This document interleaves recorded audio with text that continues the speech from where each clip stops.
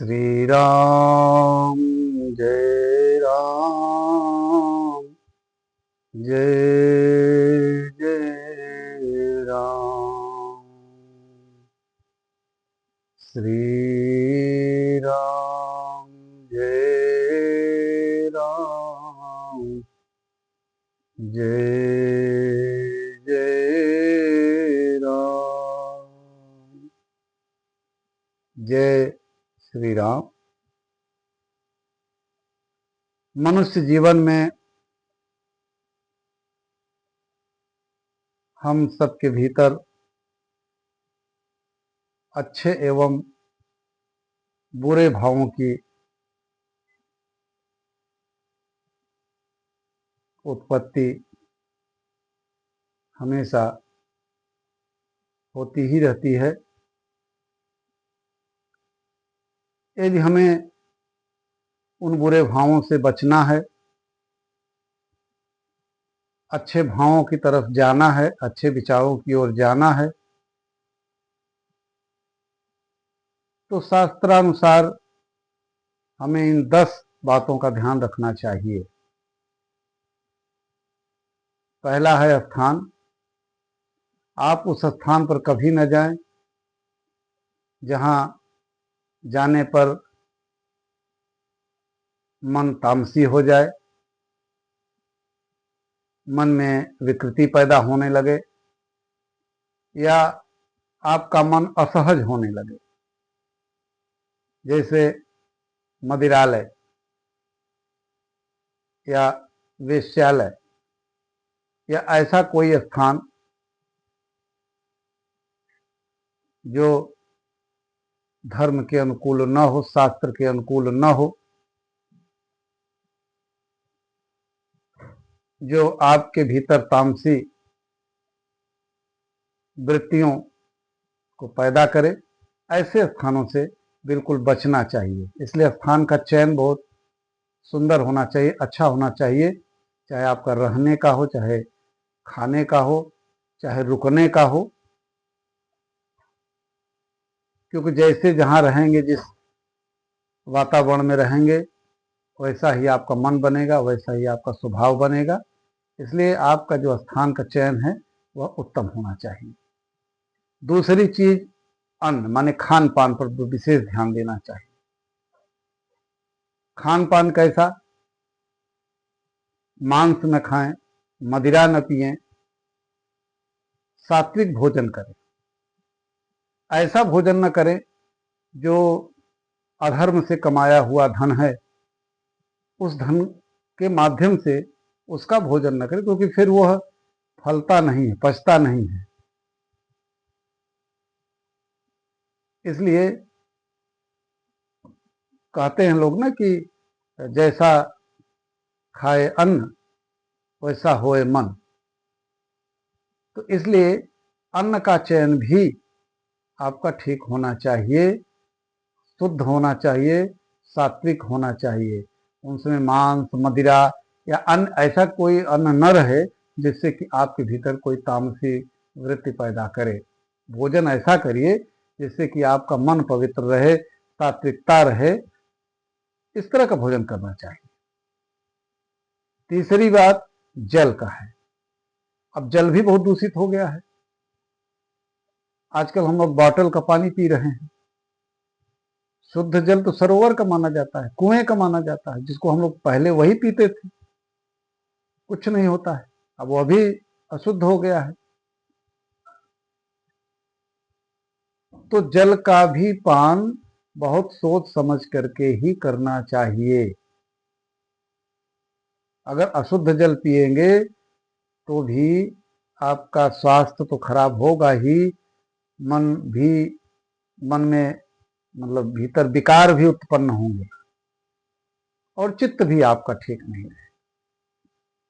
चौथी बात परिवार, जिसको हम परिकर कहले, समुदाय।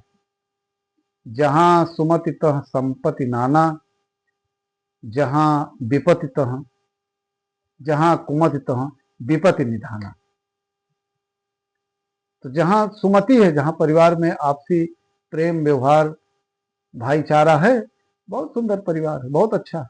लेकिन जहां कुमति है, जहां सुमति नहीं है, जहां कुमति है, तो फिर वहां का देख लीजिए। इसलिए आपका परिवार परिकर आपका ठीक होना चाहिए। 5वीं चीज है पड़ोस। अगर पड़ोसी निंदनीय है तो उससे दूर रहना चाहिए, क्योंकि उसका प्रभाव आपके ऊपर पड़ना ही पड़ना है। अब लंका के पड़ोस में समुद्र था, तो लंका का ही तो असर था जो समुद्र निंदा का पात्र बना, जहां भगवान को शस्त्र उठाना पड़ा उसको सुखाने के लिए। इसलिए अगर आपका पड़ोसी ठीक है तब तो बहुत अच्छा है, उसका भी भला आपका भी भला। लेकिन अगर गड़बड़ है, निंदनीय है, तो आपकी भलाई इसी में है कि उससे दूरी बना ली। 6वीं चीज है दृश्य। आजकल हम लोग दृश्य मोबाइल के माध्यम से, टीवी के माध्यम से या अन्य माध्यमों से, डिजिटल माध्यम से तमाम दृश्य देखते हैं। अब वो दृश्य आप कैसा देखते हैं? अब आप अगर कोई ऐसा दृश्य देखें जिससे कि आपके मन में विकार पैदा हो, विकृति पैदा हो, तो वह तो आपके लिए मतलब आपका तो नुकसान करेगा ही, आपके बच्चों का भी नुकसान करेगा। इसलिए ऐसा कोई दृश्य न देखें जिससे आपके मन में कोई विकार पैदा हो, कोई विकृति पैदा हो। ऐसा दृश्य देखें जो आपके विचारों के लिए, आपके जीवन के लिए ठीक हो, बच्चों के लिए ठीक हो, और आपका जो सतोगुण है उसको विकसित करे। ऐसे दृश्यों को देखना चाहिए। साहित्य भी ऐसा पढ़िए जिससे कि आपका आपके चित्त का संतुलन बना रहे। ऐसा साहित्य मत पढ़िए जहां आपको तामसी वृत्ति लाए, या आपके मन को विकृत करे, या आपको अपने विचारों से ही विचलित करे। ऐसा साहित्य पढ़ें जिसमें शुद्धता हो, जिसमें संतुलन हो, और जिसमें जीवन का संदेश हो। ऐसे साहित्यों को पढ़ना चाहिए। 8वीं बात है आलोचना। किसी भी से जब वार्ता करें तो उसमें किसी की आलोचना न करें, बहुत संतुलित बात करें, और किसी की बुराई भी न करें। क्योंकि शास्त्रानुसार यदि हम किसी की बुराई करते हैं किसी से, तो अपने पुण्य का नाश होता है। इसलिए न तो बुराई करें, और जहां बुराई हो रही हो वहां से हट लीजिए तो ज्यादा अच्छा है। और 9वीं बात, आपके जो आजीविका का साधन है माने कार्य, वह भी निष्ठापूर्वक, ईमानदारी पूर्वक, धर्म सम्मत होना चाहिए।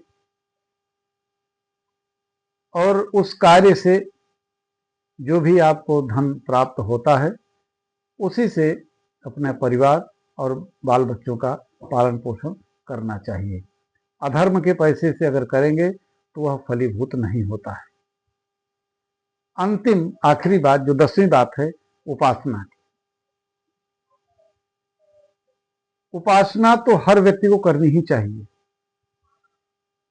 चाहे आध्यात्म के माध्यम से, चाहे योग के माध्यम से, और चाहे भगवान के नाम स्मरण के माध्यम से। इसलिए मैं सबसे कहना चाहता हूं कि ये 10 बातें, स्थान, अन्न, जल, परिवार, पड़ोस, दृश्य, साहित्य, आलोचना, कार्य और उपासना, अगर ये 10 चीजें आपकी ठीक हैं तो आप जीवन में हर क्षेत्र में सफल रहेंगे, ऐसा मेरा विश्वास है। जय श्री राम।